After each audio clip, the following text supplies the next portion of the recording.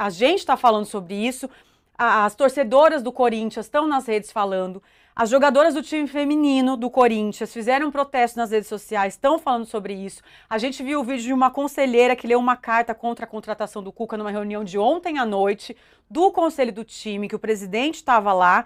A maioria das pessoas que estão reclamando são mulheres, mas estão reclamando. Não tem tanto silêncio assim, como a Mili falou, não estamos aceitando, estamos falando sobre isso, o mínimo, né? A Sema está por dentro dos protestos das torcedoras, né? A gente conversou sobre isso. Me conta como é que tá, então, aí dentro do Corinthians, o que, que o pessoal tá falando, Sema? Boa tarde. Oi, Camila. Oi, Cris. Boa tarde, mulheres. Sim, Camila, ó, desde o anúncio do Cuca, a reverberação nas redes sociais foi muito grande. As mulheres, as torcedoras do Corinthians realmente se revoltaram bastante.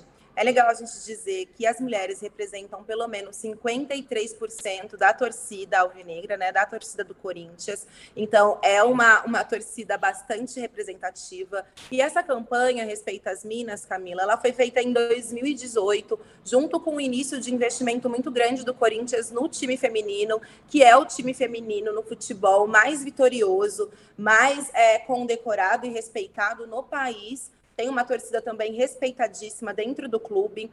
Então, ou seja, a gente tem vários fatores aí que fazem com que essa reivindicação seja, de fato, muito válida e relevante para um time que sempre se colocou como time do povo. E aí, quando eu fui mapeando ali nas redes sociais várias das reações, eu notei que muitos torcedores do Corinthians começaram a rebater mulheres e pessoas que se colocaram contra o Cuca, né? Então, eu fui ouvir dois torcedores específicos. Um deles é o Vinícius Vieira, que é um jornalista, e ele diz que fica muito decepcionado com a reação dos torcedores que estão defendendo a permanência do Cuca apenas visando a vitória, né? E ele resgatou uma fala do Sócrates, né, que durante a ditadura militar que a gente enfrentou no Brasil, o Corinthians teve um super papel ali de luta pela democracia, né? A democracia corintiana é um dos slogans, um dos movimentos mais fundamentais do Corinthians. E ele disse que naquele momento, né, o Sócrates inclusive ressaltou, ser o campeão é apenas um detalhe. E hoje a gente vê toda essa movimentação de muitos torcedores combatendo e rebatendo o fato do Cuca ter sido condenado, sim, na Suíça, nesse caso, e levando isso como se fosse uma coisa que pudesse deixar passar. E a gente também teve um caso de uma torcedora, a Alitane Rocha, que também é jornalista do site Mundo Negro.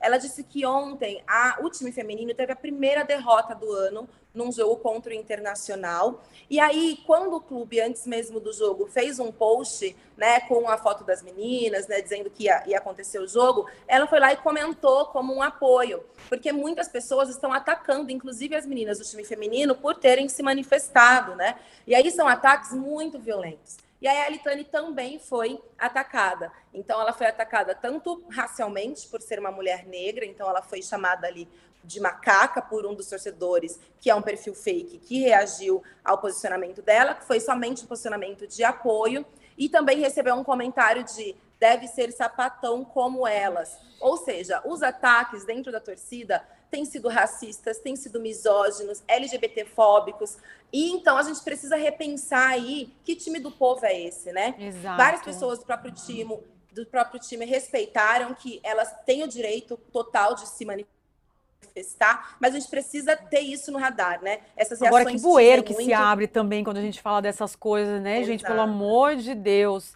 Você é Sim. corintiana, Sema? Eu sou corintiana.